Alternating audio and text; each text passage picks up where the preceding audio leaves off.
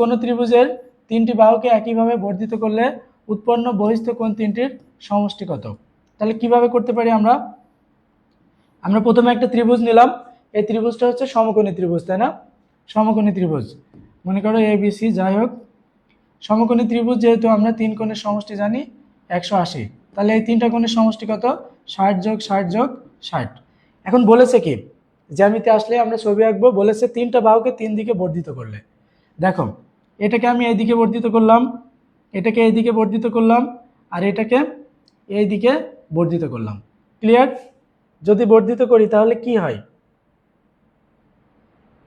তাহলে কি হবে দেখো তো, আমার তিনটা কোণ হচ্ছে এইটা, এটা আর এটা। এখন দেখো এই প্রত্যেকটা কোণের সমষ্টি হচ্ছে 60 ডিগ্রি, তাই না? প্রত্যেকটা কোণের সমষ্টি হচ্ছে 60 ডিগ্রি।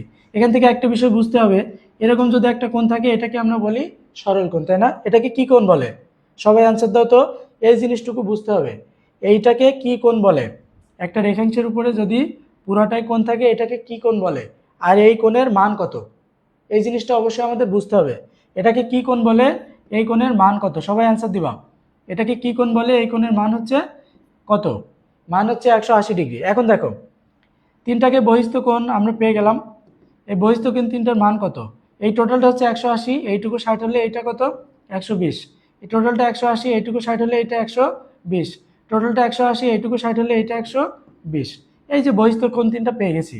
এবার এই তিনটার সমষ্টি বের করতে বলেছে, তাহলে সমষ্টি বের করে বলো কত হবে? 360 ডিগ্রি। অ্যান্সার হচ্ছে 360।